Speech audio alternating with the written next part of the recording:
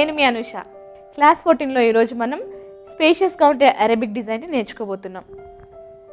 మనం Arabic design practice చేసేటప్పుడు మన పేపర్ మీద మన హ్యాండ్ మోల్డ్ వేసుకోవాలి. మన హ్యాండ్ పెట్టుకుని రౌండ్గా పెన్సిల్తో మార్క్ చేసుకుని దాని తర్వాత డిజైన్ ప్రాక్టీస్ చేస్తే మనం చేతి మీద ఏ డిజైన్ అయితే వేసుకోవాలనుకుంటున్నామో అది పేపర్ మీద వేసుకున్న తర్వాత అలాగే చేతి మీద ప్రాక్టీస్ చేస్తే బాగా వస్తుంది.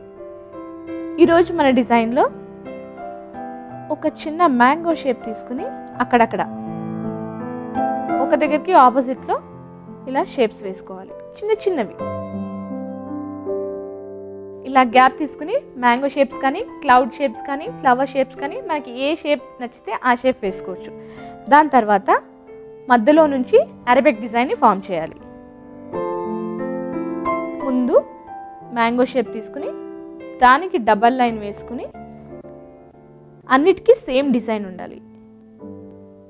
ఇప్పుడు నేను ఇన్వర్టెడ్ యూస్ వేస్తున్నాను కాబట్టి అన్ని మ్యాంగో పెటల్స్కి యూ షేపే కంపల్సరీగా వేసుకుంటే చాలా నీట్గా కనిపిస్తుంది చెయ్యి.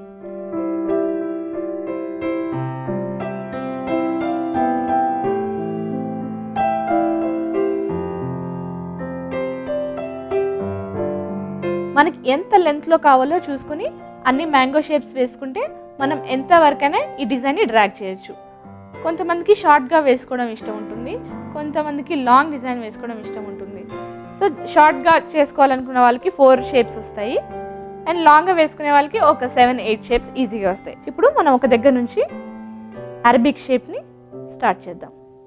నేను ముందు ఫ్లవర్ పెటల్ తీసుకున్నాను, దాంట్లో షేడింగ్ ఇచ్చాను. దాని కంటిన్యూయేషన్ ఒక స్మాల్ క్రాస్డ్ మ్యాంగో తీసుకుని దానికి లైన్స్ వేసాను. చిన్న చిన్న యూస్ ఆ లైన్కి యాడ్ చేశాను.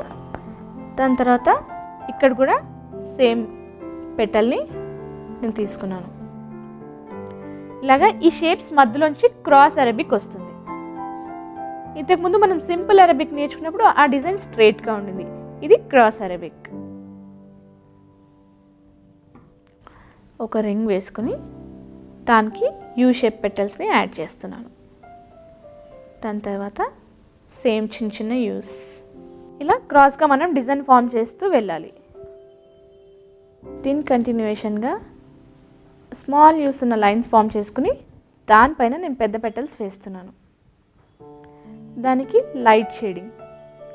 క్రాస్గా డిజైన్ వెళ్ళాలంటే దానికి క్రాస్గా ఇలా మోల్డ్ చేస్తూ వెళ్ళాలి. అలాగే చిన్న చిన్న డబ్ల్యూ షేప్ పెటల్ని నేను ఇక్కడ మోల్డ్ చేశాను. దాని తర్వాత ఇక్కడ పెద్ద ఫ్లవర్ కింద షేడింగ్ వేసుకొని పైన కూడా లైట్గా షేడింగ్ వేసుకోవాలి. దీని కంటిన్యూషన్గానే మనం ఫింగర్కి వెళ్దాం. ఇలా మనం డిజైన్ ఫామ్ చేస్తూ ఒక ఫింగర్కి తీసుకెళ్ళి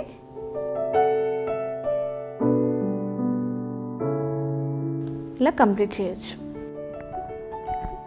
ఇదండి క్రాస్ అరబిక్. క్లాస్ 15లో ఫింగర్ డిజైన్స్తో పాటు ఇంకొక రకమైన అరబిక్ డిజైన్ కూడా నేర్చుకుందాం. అంతవరకు సెలవు. Take care, keep smiling. నమస్తే.